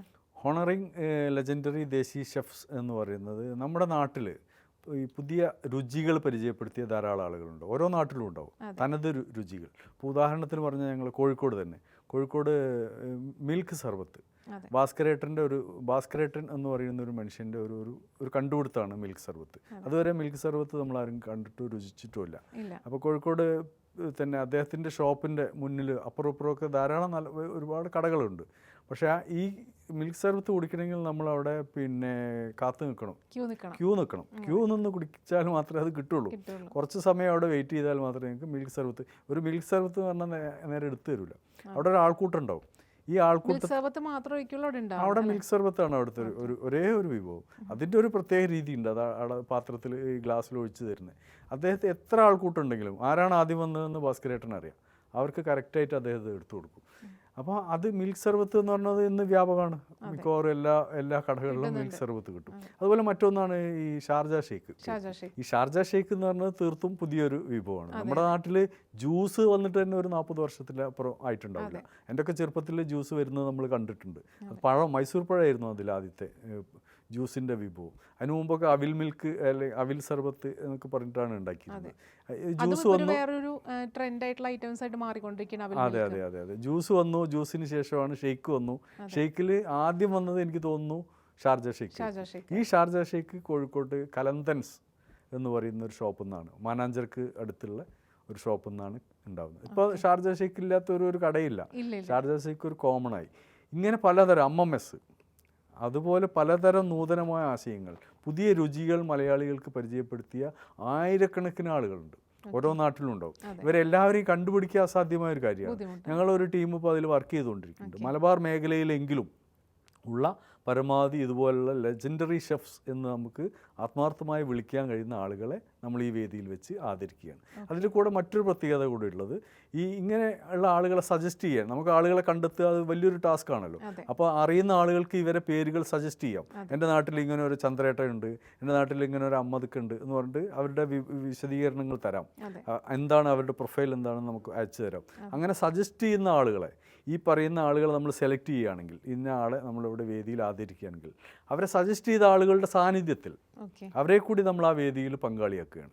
തീർച്ചയായിട്ടും ഈ ഹോണറിംഗ് എന്ന് പറയുമ്പോൾ തന്നെ അത് അവർക്ക് ഭയങ്കര സന്തോഷമായിരിക്കും. അതിൻ്റെ കൂടെ അവർ സജസ്റ്റ് ചെയ്യുന്ന ആളുടെ ഒരു സാന്നിധ്യം കൂടി ഉണ്ടാവുക എന്ന് പറയുന്നത് it will be A special occasion. Sir, അടുത്തൊരു സെക്ഷൻ വരണമെങ്കിൽ ലൈവ് ഇല്ലുസ്ട്രേഷൻസ് ആൻഡ് ഇൻസ്റ്റലേഷൻസ് ആണ്. എന്താണ് ആ ഒരു സെഗ്മെന്റ് വരുന്നത്? ലൈവ് ഇല്ലുസ്ട്രേഷൻ എന്ന് പറയുന്നത് നമ്മൾ ഈ ചിത്രം വരയ്ക്കുന്ന പെയിൻറ്റിങ് ആർട്ടിസ്റ്റുകൾക്കുള്ള ഒരു അവസരമാണ്. അവർക്ക് ആ ഗ്രേറ്റ് ഇന്ത്യൻ ഫുഡ് ആർട്ടിൻ്റെ ഭക്ഷണം കഴിക്കുന്നതും അത് വിളമ്പുന്നതും അതുമായി ബന്ധപ്പെട്ട പലതരം പ്രവർത്തനങ്ങൾ, പലതരം ആക്ടിവിറ്റീസ് അവിടെ നടക്കും. അതിന് ലൈവായിട്ട് അവിടെ നിന്ന് ചിത്രീകരിക്കാം. ചിത്രീകരിച്ചാൽ നമ്മളൊരു ആക്ടിവിറ്റി ഏരിയ ഉണ്ടാവും. അവിടെ വെച്ച് അത് ലേലം ചെയ്ത് വെക്കും. ലേലം ചെയ്ത് കിട്ടുന്ന തുക അവർക്ക് എടുക്കാം. ഇൻ കേസ് ആരും അത് ലേലത്തിൽ പിടിക്കുന്നില്ല, ഞങ്ങളൊരു മിനിമം തുക അതിന് കണക്കാക്കി അവരുടെ എഫേർട്ടിനും അവരുടെ ചിലവിനും പക്ഷേ അത് അവർക്ക് കിട്ടുന്ന വലിയൊരു ഒരു അവസരം എന്നതാണ്. നമ്മളത് വില കൊടുത്ത് വാങ്ങും. Great Indian food art team അവർ വരയ്ക്കുന്ന ചിത്രം അതിൻ്റെ ഗുണമേന്മയിലല്ല, അവരുടെ അതിനോടുള്ള സന്നദ്ധതയിൽ അവരെടുക്കുന്ന എഫേർട്ടിന് നമ്മൾ കൊടുക്കുന്നൊരു വിലയുണ്ട്. ആ വില കൊടുത്ത് നിങ്ങളത് മേടിക്കും. പാട്ടുകാർക്ക് മാത്രമല്ല, ചിത്രം എല്ലാതരം കലാകാരന്മാർക്കും പരമാവധി ആളുകൾ. ഫുഡ് ഒരു കലയായിരിക്കുമ്പം നമ്മൾ ഈ ഫുഡ് ഫെസ്റ്റുകൾ എന്നാണ് പൊതുവെ ഭക്ഷണം ഫുഡ് ഫെസ്റ്റ് എന്നാണ് സാധാരണ പറയുക. നമ്മൾ ഫുഡ് ആർട്ട് എന്ന് പറയുന്നത് തന്നെ ഇതൊരു കലയാണ് എന്ന് ഞാൻ തുടക്കത്തിൽ സൂചിപ്പിച്ചു. അതുകൊണ്ട് ഇതുമായി ബന്ധപ്പെട്ട എല്ലാ തരം കലാകാരന്മാർക്കുള്ള ഒരു അവസരം, അവർക്ക് കൂടി യോജിച്ച് നിൽക്കാൻ കഴിയുന്ന ഒരു ഇടം എന്ന നിലയിൽ കൂടിയാണ് ഗ്രേറ്റ് ഇന്ത്യൻ ഫുഡ് ആർട്ടിൻ്റെ വേദി ഞങ്ങൾ ഒരുക്കുന്നത്. അതായത് പാചകം ചെയ്യുന്നവർക്ക് മാത്രമല്ല മറ്റ് കലാകാരന്മാർക്ക് ഒരു ഓപ്പർച്യൂണിറ്റി, ഒരു പ്ലാറ്റ്ഫോമാണ് ഗ്രേറ്റ് ഇന്ത്യൻ ഫുഡ് ആർട്ട് കൊടുക്കുന്നത്, അല്ലേ? നെക്സ്റ്റ് ഒരു സെഗ്മെന്റ് വരുന്നത് ഫുഡ് ഫോട്ടോഗ്രാഫി ഷോ ആണ്. എന്താണ് ആ ഒരു സെഗ്മെന്റ്? തീർച്ചയായിട്ടും പേര് കേൾക്കുമ്പോൾ തന്നെ ആൾക്കാർക്ക് മനസ്സിലാക്കാൻ പറ്റും, എങ്കിലും അതിൻ്റെ ഡീറ്റെയിൽസ് ഒന്ന് പറയാം. ഫുഡ് ഫോട്ടോഗ്രാഫി തീർത്തും ഒരു പുതിയ ഒരു സെഗ്മെൻ്റാണ്. അത് നേരത്തെ നമ്മൾ കേട്ടിട്ടില്ലാത്ത ഒന്നാണ്. ഫോട്ടോഗ്രാഫിയിൽ പലപ്പോഴും ഭക്ഷണങ്ങൾ പിന്നെ എന്താ പറയുക ചെയ്തിട്ടുണ്ടാവും. കേരളത്തിൽ തന്നെ വളരെ പ്രധാനപ്പെട്ട ഒരുപാട് ഫോട്ടോഗ്രാഫേഴ്സ് നമുക്കറിയാവുന്ന അവരൊക്കെയും ഒരു പക്ഷേ ഭക്ഷണത്തിനെ അവരുടെ ക്യാമറയിൽ പകർത്തിയിട്ടുണ്ടാവും. പക്ഷേ ഫുഡ് ഫോട്ടോഗ്രാഫി എന്ന രീതിയിൽ ഒരു ശാഖ പുതുതായി വന്നതാണ്. അപ്പോൾ അങ്ങനെ കുറേ കലാകാരന്മാർ കേരളത്തിലുണ്ട്. പലരും ഫുഡ് ഫോട്ടോഗ്രാഫിയിൽ പിന്നെ ഷോകൾ നടത്തുന്നുണ്ട്, എക്സിബിഷൻസ് നടത്തുന്നുണ്ട്. അത്തരത്തിലുള്ള 2-3 ഫുഡ് ഫോട്ടോഗ്രാഫേഴ്സിൻ്റെ ഫോട്ടോസ് നമ്മളവിടെ എക്സിബിഷനിൽ ഉൾപ്പെടുത്തുന്നു. അപ്പോൾ ആക്ച്വലി നമ്മൾ അവിടെ സജ്ജീകരിച്ചിട്ടുള്ള ഫുഡ് സ്റ്റോൾസിൻ്റെ തന്നെ ഫുഡ്സ് ആണോ ഈ ഒരു ഫോട്ടോ സെക്ഷനിൽ വരുന്നത്? അല്ല, നേരത്തെ തന്നെ അവർ കയ്യിലുണ്ടാവുന്ന ഫോട്ടോസ് ഓൾറെഡി എടുത്തിട്ടുള്ള ഫോട്ടോഗ്രാഫ്സ് വെച്ചിട്ടുള്ള ഒരു സെക്ഷൻ ആയിരിക്കുള്ളൂ ആ ഒരു സെഗ്മെന്റ് വരുന്നത്. അതെ അതെ. അതോടൊപ്പം പുസ്തകങ്ങൾ പ്രകാശനം ചെയ്യുന്നുണ്ട്. ഭക്ഷണവുമായി ബന്ധപ്പെട്ട ധാരാളം പുസ്തകങ്ങൾ മലയാളത്തിലും ഇറങ്ങിയിട്ടുണ്ട്. അപ്പോൾ അതൊക്കെ നമ്മളിവിടെ ഒരു ഫെയർ പോലെ ബുക്ക് ഫെയർ പോലെ നടത്തുന്നുണ്ട്. പിന്നെ ഇതുമായി ബന്ധപ്പെട്ട് നമ്മൾ 2 പുസ്തകങ്ങൾ ഇപ്പോൾ പണിപ്പുരയിലാണ്, അതും അവിടെ പ്രകാശനം ചെയ്യും. അപ്പം കാലിക്കറ്റ് ട്രേഡ് സെൻറ്ററിൽ ദ ഗ്രേറ്റ് ഇന്ത്യൻ ഫുഡ് ആർട്ടിലൂടെ നമുക്ക് മലയാളികൾക്ക് ആ ഒരു 10 days ശരിക്കും ഒരു ഫെസ്റ്റിവൽ മൂഡിൽ കിട്ടാൻ പോകുന്നത് അല്ലേ. അടുത്തൊരു സെക്ഷൻ വരുന്ന കിഡ്സ് എത്നിക് ഫാഷൻ ഷോയാണ്. അപ്പോൾ അതിൻ്റെ ഒരു ഡീറ്റെയിൽസ് എന്തൊക്കെയാണ്? അല്ല, നമ്മളിപ്പോൾ ഇത്രയും പറഞ്ഞപ്പോൾ നമ്മൾ ഇതിലെവിടെയും കുട്ടികൾ വന്നിട്ടില്ല. അതെ, വന്നില്ല. അപ്പോൾ കുട്ടികളുടെ ഒരു ഫാഷൻ ഷോ, എത്നിക് എന്ന് പറയുന്നത് നമ്മൾ ഫുഡ് പല നാടുകളിൽ നിന്നായതുകൊണ്ട് പല നാടിൻ്റെ വേഷവിധാനങ്ങൾ, ആ വേഷവിധാനങ്ങളിൽ കുട്ടികൾക്ക് ഒരു ഫാഷൻ ഷോ. ഓക്കെ. അപ്പോൾ ഈ ഒരു ഇത്രയും സ്റ്റോൾസ് വരുന്നുണ്ട്. ആക്ച്വലി 25 സ്റ്റോൾസ് വരുന്നുണ്ട്. അപ്പോൾ 25 പ്ലേസസിൽ നിന്നുള്ള ആ ഒരു ഡിഫറെൻറ്റ് ടൈപ്പ് ഓഫ് ഡ്രസ്സ്, ഈ പറഞ്ഞ ട്രഡീഷണൽ ആയിട്ടുള്ള ഡ്രസ്സുകളും കുട്ടികൾക്ക് വെയർ ചെയ്തിട്ട് ഒരു ഫാഷൻ ഷോ അവിടെ കണ്ടക്ട് ചെയ്യുന്നുണ്ട്. ഈ സിറ്റികളിൽ നിന്നുള്ളതാവണമെന്നില്ല. ഇന്ത്യയുടെ പല മേഖലകളിലെ പലതരം വസ്ത്രങ്ങൾ. ഇപ്പോൾ ആസാമിലെ ഭക്ഷണം നമ്മൾ ഈ തവണ കൊണ്ടുവരുന്നില്ല. അതേസമയം ആസാമിൽ നിന്നുള്ള സാംസ്കാരിക പരിപാടികൾ നമുക്ക് സംഘടിപ്പിക്കാവുന്നതാണ്. ആസാമിലെ വേഷവിധാനം ഈ കിഡ്സ് ഫാഷൻ ഷോയിൽ ഉൾപ്പെടുത്താവുന്നതാണ്. അപ്പോൾ അങ്ങനെ ഒരു വെറൈറ്റി ഓഫ് ഫാഷൻ ഷോ കൂടെ നമ്മൾ കണ്ടക്ട് ചെയ്യുന്നുണ്ട്. തീർച്ചയായിട്ടും ഫുഡ് മാത്രമല്ല, ഫുഡ് ഉണ്ട്, ഫോട്ടോഗ്രാഫി ഉണ്ട്, അതുപോലെ തന്നെ കുറേ ലെജൻസിനെ നമ്മൾ ആദരിക്കുന്നുണ്ട്. അതോടൊപ്പം തന്നെ കുഞ്ഞുങ്ങൾക്ക് വേണ്ടിയിട്ടുള്ള ഒരു സ്പെഷ്യൽ ഫാഷൻ ഷോയും കൂടെ നമ്മുടെ great Indian food art conduct ചെയ്യുന്നുണ്ട്. ഇനി നെക്സ്റ്റ് വരികയാണെങ്കിൽ അക്കാഡമിക് ടോക്സ് ആൻഡ് പ്രസൻറ്റേഷൻസ്. എന്താണ് ആ ഒരു സെഗ്മെൻറ്റ് കൊണ്ട് ഗ്രേറ്റ് ഇന്ത്യൻ ഫുഡ് ആർട്ട് ഉദ്ദേശിക്കുന്നത്? ഭക്ഷണത്തിൻ്റെ പലതരം വ്യവഹാരങ്ങളുണ്ട്. അപ്പോൾ ഭക്ഷണത്തെക്കുറിച്ച് തന്നെ ചില തർക്കങ്ങൾ, കോടതി വ്യവഹാരങ്ങൾ നടന്നിട്ടുണ്ട്. പിന്നെ ഭക്ഷണം ആരുടേതാണ് എന്നതിനെക്കുറിച്ചുള്ള തർക്കങ്ങൾ, അത് നിയമ വ്യവഹാരങ്ങൾ എന്ന നിലയിലല്ല, അത് തന്നെ പലതരത്തിൽ. ചില പ്രത്യേക ഭക്ഷണങ്ങളുണ്ട്, അത് ഏത് നാടിൻ്റെതാണ് എന്നതിനെക്കുറിച്ച് ആളുകൾക്ക് അറിയാത്ത ഇതുണ്ടാവും. ഇപ്പോൾ ചിലർ പറയും ഞങ്ങളുടേതാണ്, ഈ വിഭവം ഞങ്ങളുടെ നാട്ടിൽ നിന്നുണ്ടായതാണ്. മറ്റു ചില അവകാശവാദങ്ങൾ. ഇതൊന്നും തർക്കങ്ങളല്ല, നിയമവ്യവഹാരങ്ങളല്ല. ഇതുമായി ബന്ധപ്പെട്ട് ഭക്ഷണം എങ്ങനെയാണ് ഒരു ടൂറിസം പ്രോജക്റ്റിൻ്റെ ഒരു ഉപാധിയാവുന്നത്, ഭക്ഷണത്തിലൂടെ എങ്ങനെയാണ് ഫുഡ് ടൂറിസം എങ്ങനെ സാധ്യമാവും, അങ്ങനെ പലതരത്തിലുള്ള നമ്മളതിൻ്റെ പിന്നെ ഒരു 5-6 ദിവസങ്ങളിൽ ഇതുമായിട്ട് ബന്ധപ്പെട്ട പ്രസൻറ്റേഷൻ, മലയാളികളും അല്ലാത്തവരുമായ ആളുകൾ ഈ അക്കാദമിക് ഷോകളിലും പ്രസൻറ്റേഷനിലും പങ്കെടുക്കും. അതെ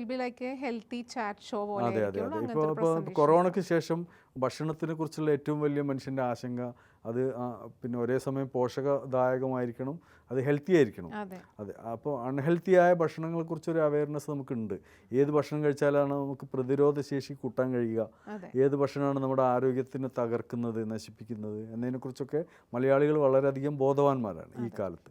അപ്പോൾ അത് സംബന്ധമായ ചർച്ചകൾ, അങ്ങനെ പലതരത്തിൽ ഭക്ഷണവുമായി ബന്ധപ്പെട്ട പലതരം ചർച്ചകളും സംവാദങ്ങളും ഇതിൻ്റെ ഭാഗമായി നമ്മൾ സംഘടിപ്പിക്കും. അപ്പോൾ ഞാൻ നേരത്തെ പറഞ്ഞ പോലെ ഒരു വോൾ പാക്കേജാണ് മലയാളികൾക്ക് ഈ ഒരു 10 days Calicut trade centre Sarovaram പാർക്കിൽ ദ ഗ്രേറ്റ് ഇന്ത്യൻ ഫുഡ് ആർട്ടിലൂടെ നമുക്ക് ലഭിക്കുന്നത്. അപ്പോൾ തീർച്ചയായിട്ടും നമ്മൾ മലയാളികൾ എൻജോയ് ചെയ്യണം, അവിടെ ചെന്നിട്ട് അത് എൻ്റർടൈൻ ചെയ്യണം. തീർച്ചയായിട്ടും അതൊരു വലിയൊരു ഫെസ്റ്റിവൽ മൂഡാണ്. ആ ഒരു ഫെസ്റ്റിവൽ നമ്മൾ യൂട്ടിലൈസ് ചെയ്യാണ് വേണ്ടത് അല്ലേ. തീർച്ചയായിട്ടും കുറച്ച് നാൾ കഴിഞ്ഞിട്ടുണ്ടെങ്കിൽ നമുക്ക് കൊച്ചിക്കാർക്കും ഈ ഒരു വലിയൊരു ഫെസ്റ്റിവൽ മൂഡിൽ ഗ്രേറ്റ് ഇന്ത്യൻ ഫുഡ് ആർട്ട് ലഭിക്കുന്നതാണ് വിശ്വസിക്കുന്നു. സാർ, അപ്പോൾ തീർച്ചയായിട്ടും ഇത്രയും വലിയൊരു വോൾ പാക്കേജ് നമ്മൾ ഫുഡായിട്ടായാലും അല്ലെങ്കിൽ ആർട്ടായിട്ടും എല്ലാം നമ്മൾ കൊടുക്കുമ്പോൾ മറ്റൊരു ഫേമിന് അല്ലെങ്കിൽ മറ്റൊരു സ്ഥാപനത്തിന് ഇതുമായിട്ട് അസോസിയേറ്റ് ചെയ്യാൻ താല്പര്യം ഉണ്ടാവും. അപ്പോൾ അവർക്ക് ബ്രാൻഡ് ചെയ്യാനായിട്ട് എങ്ങനെയാണ് നമ്മൾ ഒരു പ്രൊവൈഡ് ചെയ്യുന്നത്? നമ്മളിപ്പോൾ ഈ ഗ്രേറ്റ് ഇന്ത്യൻ ഫുഡ് ആർട്ട് എന്നുള്ള ആശയം, അതിൻ്റെ പിന്നിൽ നമ്മൾ കാണുന്ന ഈ ഒരു യൂണീക്കായിട്ടുള്ള ഐഡിയ, ഇത് ഏകദേശം ഒരു 1.5 കോടി ജനങ്ങളിലേക്ക് സോഷ്യൽ മീഡിയയിലൂടെ എത്തിക്കാൻ ശ്രമിക്കുന്നു. അതിൻ്റെ പുറമെ നമ്മുടെ ഇൻഡോർ ഔട്ട്ഡോർ പ്രോഗ്രാമുകൾ വേറെയുണ്ടാവും. അപ്പോൾ അതിൽ നിന്ന് ഏകദേശം ഒരു 1.5 ലക്ഷം വരെ ആളുകൾ, 1 ലക്ഷം മുതൽ 1.5 ലക്ഷം വരെ ആളുകൾ ഈ വേദിയിലെത്തും എന്നാണ് ഞങ്ങൾ പ്രതീക്ഷിക്കുന്നത്. അവരിലേക്ക് എത്താൻ ആഗ്രഹിക്കുന്ന ഏത് ബ്രാൻഡിനും ഈ ഗ്രേറ്റ് ഇന്ത്യൻ ഫുഡ് ആർട്ടുമായി സഹകരിക്കാവുന്നതാണ്. അവർക്ക് ബ്രാൻഡിങ്ങിൻ്റെ ഏറ്റവും നല്ല അവസരം എന്ന നിലയിൽ ഇത് ഉപയോഗപ്പെടുത്താവുന്നതാണ്. തീർച്ചയായിട്ടും. അപ്പോൾ നമ്മൾ ഇത്രയും ഫുഡും അല്ലെങ്കിൽ ഇത്രയും ആർട്ടും എക്സ്പ്ലോർ ചെയ്യാന്ന് മാത്രമല്ല, നമ്മുടെ ഒരു ബിസിനസ്സും കൂടെ, നമ്മുടെ ഒരു സ്ഥാപനത്തിൻ്റെ ഒരു ബ്രാൻഡിങ് കൂടെ നമുക്ക് ഈ ഒരു വലിയൊരു ഫെസ്റ്റിവൽ, അതായത് ദ ഗ്രേറ്റ് ഇന്ത്യൻ ഫുഡ് ആർട്ടിലൂടെ നമുക്ക് ചെയ്യാൻ പറ്റുന്നതാണ് ഏറ്റവും വലിയ മറ്റൊരു സ്പെഷ്യാലിറ്റി അല്ലേ? തീർച്ചയായിട്ടും സാർ, ഇങ്ങനത്തെ ഒരു വലിയൊരു ഫെസ്റ്റിവൽ ആകുമ്പോൾ ഇത്രയും വലിയ സ്റ്റാൾസ്, ഒരുപാട് സ്റ്റാൾസ് ഒക്കെ വരുമ്പോൾ, ഇത്രയും ഒരുപാട് മേഖലകൾ വരുമ്പോൾ തീർച്ചയായിട്ടും ഒരുപാട് ആളുകൾക്ക് അതിൽ കണ്ടക്ട് ചെയ്യണം അല്ലെങ്കിൽ അതിൽ ഒരു സ്റ്റാൾ ഇടണം എന്നൊരു താല്പര്യം കൂടി ഉണ്ടാവും. അപ്പോൾ എങ്ങനെയാണ് അതിൻ്റെയൊക്കെ ഒരു പ്രൊസീജിയേഴ്സ് വരുന്നത്? അത് നമ്മുടെ സോഷ്യൽ മീഡിയ പേജുകളുണ്ട്, നമ്മളെ നമ്പറുകൾ അതിൽ അവൈലബിൾ ആണ്. അതിൽ നിന്ന് വാട്സപ്പിലേക്ക് കണക്ട് ചെയ്യാവുന്നതാണ്. എല്ലാ തരത്തിലും നമ്മളെ ബന്ധപ്പെടാൻ കഴിയുന്ന തരത്തിൽ നമ്മൾ ഓപ്പൺ ആണ്. അപ്പം ഏതൊരു മേഖലയിലുള്ള ആൾക്കാർക്കായാലും, ഇപ്പം ഫുഡ് വേണമെന്നില്ല, അല്ലാത്തുള്ള മേഖലയിലുള്ള ആൾക്കാർക്കായാലും അവരുടെ ആ ഒരു കഴിവ് പ്രകടിപ്പിക്കാൻ തന്നെ തീർച്ചയായിട്ടും ദ ഗ്രേറ്റ് ഇന്ത്യൻ ആർട്ടിലൂടെ കോൺടാക്ട് ചെയ്യുകയാണെങ്കിൽ അവർക്ക് ആ ഒരു സ്റ്റോൾ അല്ലെങ്കിൽ അവർക്ക് ആ ഒരു പൊസിഷൻ, ഒരു പ്ലാറ്റ്ഫോം ലഭിക്കുന്നതായിരിക്കും. തീർച്ചയായും ഗ്രേറ്റ് ഇന്ത്യൻ ഫുഡ് ആർട്ടിൻ്റെ ഒരു ആശയം മനസ്സിലാക്കി അതുമായി സഹകരിക്കണം എന്ന് ആഗ്രഹിക്കുന്ന ഏതൊരാൾക്കും ഞങ്ങളെ ബന്ധപ്പെടാവുന്നതാണ്.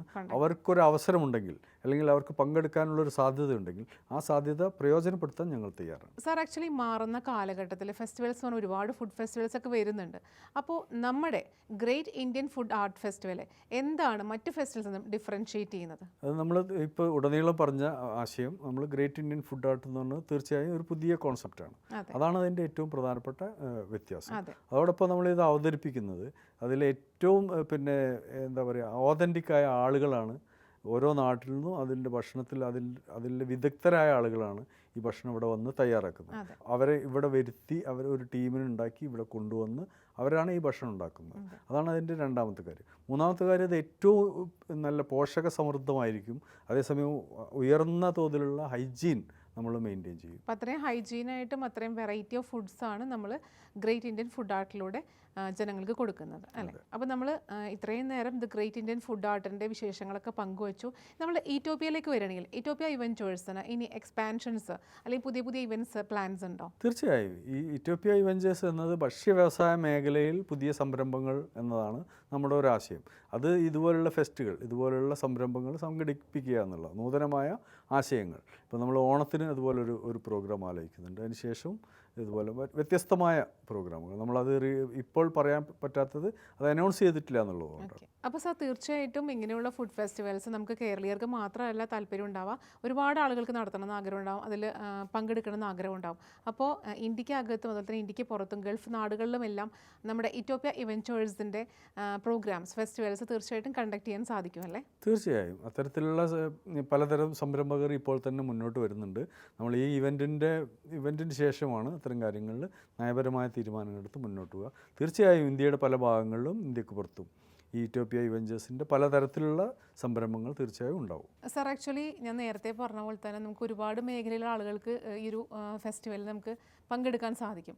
പക്ഷേ വീട്ടമ്മമാർക്ക് എന്താണ് ഇതിൽ നിന്നും ലഭിക്കുന്നത്, അല്ലെങ്കിൽ ഏതൊരു മേഖലയിലേക്കാണ് എത്താൻ സാധിക്കുന്നത് നമ്മുടെ ഗ്രേറ്റ് ഇന്ത്യൻ ഫുഡ് ആർട്ടിലൂടെ? തീർച്ചയായും വീട്ടമ്മമാർക്കും ഇതിൽ അവസരമുണ്ട്. ഇതിൽ പലതരം കുക്കറി ഷോകൾ, പലതരം പാചക മത്സരങ്ങൾ ഇതിൻ്റെ ഭാഗമായി നടക്കുന്നുണ്ട്. 10 ദിവസത്തിൽ പല ദിവസങ്ങളിലും വീട്ടമ്മമാർക്ക് പങ്കാളികളാകാൻ കഴിയുന്ന പലതരത്തിലുള്ള മത്സരങ്ങൾ സംഘടിപ്പിക്കുന്നു. അപ്പോൾ കുട്ടികൾക്കുള്ള ഫാഷൻ ഷോയും ഉണ്ട്, വീട്ടമ്മമാർക്കുള്ള കുക്കറി ഷോയും തീർച്ചയായിട്ടും നമ്മുടെ great Indian food art provide ചെയ്യുന്നുണ്ടല്ലേ? തീർച്ചയായും. സാർ, അപ്പോൾ ആക്ച്വലി നമ്മുടെ ഗ്രേറ്റ് ഇന്ത്യൻ ഫുഡ് ആർട്ട് ഒരുപാട് മേഖലയിലുള്ള ആളുകൾക്ക്, ഇപ്പം ആർട്ടായാലും അല്ലെങ്കിൽ ഫുഡ് ഇൻഡസ്ട്രി ആയാലും അല്ലെങ്കിൽ യുവാക്കൾക്കും വീട്ടമ്മമാർക്കും കുട്ടികൾക്കൊക്കെ ഓരോ പ്ലാറ്റ്ഫോം കൊടുക്കുന്നുണ്ട്. അതുപോലെ തന്നെ സാർ നേരത്തെ പറഞ്ഞിരുന്നു, ഒരു പ്രൊഡക്റ്റ് അല്ലെങ്കിൽ ഒരു പ്രൊഡക്റ്റിൻ്റെ ലോഞ്ചിങ് ആയാലും അല്ലെങ്കിൽ അതിൻ്റെ ഒരു ബ്രാൻഡിങ് ആയാലും ഒക്കെ ചെയ്യാനായിട്ട് നമുക്ക് ഗ്രേറ്റ് ഇന്ത്യൻ ഫുഡ് ആർട്ട് നമ്മളെ സഹായിക്കുന്നുണ്ട്.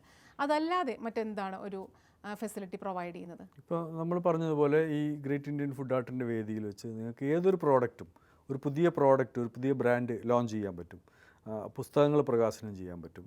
അല്ലെങ്കിൽ അത് ഭക്ഷണ മേഖലയിൽ തന്നെ ആവണമെന്നില്ല. നിങ്ങളുടെ ബ്രാൻഡ് എന്തായാലും ശരി, ജനങ്ങളിലേക്ക് നേരിട്ട് എത്തിക്കാനുള്ളൊരു അവസരം എന്ന നിലയിൽ ഈ ഗ്രേറ്റ് ഇന്ത്യൻ ഫുഡ് ആർട്ടിൻ്റെ വേദിയിൽ അത് ലോഞ്ച് ചെയ്യാം.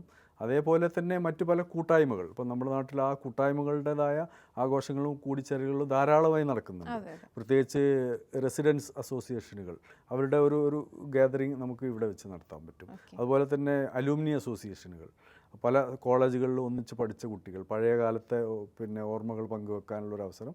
അതോടൊപ്പം ഭക്ഷണം വേദി നമ്മളവിടെ കൊടുക്കും, ഭക്ഷണം നമ്മളവിടെ കൊടുക്കും, അവർക്കുള്ള സാംസ്കാരിക പരിപാടികൾ അന്തരീക്ഷം നമ്മളവിടെ കൊടുക്കും. അവർക്ക് വരാം, ആ സമയം അവർക്ക് സ്പെൻഡ് ചെയ്യാം. അങ്ങനെയുള്ള അവസരം വെറൈറ്റി ഓഫ് ഫെസിലിറ്റി ആണ് കേട്ടോ. കാരണം അത് പലപ്പോഴും ഹോട്ടൽസും റിസോർട്ട്സ് ഒക്കെ കൊടുക്കും, പക്ഷേ ഇതുപോലുള്ള ഫെസ്റ്റിവൽസ് എവിടെയും ഇങ്ങനെ ഒരു ഗ്യാതറിംഗ് കൊടുക്കുന്നതായിട്ട് ഞാൻ കേട്ടിട്ടില്ല. അപ്പം തീർച്ചയായിട്ടും ഇതും ഒരു നമ്മുടെ ഗ്രേറ്റ് ഇന്ത്യൻ ഫുഡ് ആർട്ടിൻ്റെ മറ്റൊരു സ്പെഷ്യാലിറ്റിയാണ്. ഈ ഒരു അലുമിനീസിനായാലും അല്ലെങ്കിൽ റെസിഡൻഷ്യൽ ഗ്രൂപ്പിനായാലും ഒരു ഗ്യാതറിങ്ങിനൊരു അവസരം കൊടുക്കുക. It's A special event for them. തീർച്ചയായിട്ടും ഇനിയും ഒരുപാട് ഫെസ്റ്റിവൽസ് നടത്താനായിട്ട് സാധിക്കട്ടെ. Thank you. നമ്മൾ മലയാളികൾ എപ്പോഴും അവധിക്കാലം ആഘോഷമാക്കുന്നവരാണ്. തീർച്ചയായിട്ടും ഈ ഒരു അവധിക്കാലം ആഘോഷമാക്കാൻ കാത്തിരിക്കുന്നവരായിരിക്കും നിങ്ങളും. നിങ്ങൾക്ക് വേണ്ടി ഈറ്റോപ്പിയ ഇവൻറ്റേഴ്സ് ഒരുക്കുന്ന, കാലിക്കറ്റ് ട്രേഡ് സെൻറ്ററിൽ ഒരുക്കുന്ന the great Indian food art May 3 തൊട്ട് മെയ് 12 വരെ നടക്കുന്നുണ്ട്. എല്ലാവരും പോയി എൻജോയ് ചെയ്യണം. തീർച്ചയായിട്ടും ഫുഡ് ഫെസ്റ്റിവൽ മാത്രമല്ല, കലാ സാംസ്കാരിക രംഗത്തെ ഒരുപാട് പരിപാടികൾ, പ്ലാറ്റ്ഫോമുകളാണ് നമുക്ക് അവിടെ അവൈലബിൾ ആയിട്ടുള്ളത്. അത് യുവാക്കൾക്ക് മാത്രമല്ല, വീട്ടമ്മമാർക്കുണ്ട്, കുട്ടികൾക്കുള്ള ഫാഷൻ ഷോ അടക്കം എല്ലാ തരത്തിലുള്ള ഷോയും എൻ്റർടൈൻമെൻറ്റ്സും നമുക്ക് അവിടെ ലഭിക്കുന്നുണ്ട്. ഇത്രയും നേരം അതിൻ്റെ എല്ലാ വിശേഷങ്ങളും നമ്മളോട് പങ്കുവച്ചത് ഈറ്റോപ്പിയ ഇവൻറ്റേഴ്സിൻ്റെ ഡയറക്ടറായിട്ടുള്ള മുഹമ്മദ് ഹനീഫ സാറാണ്.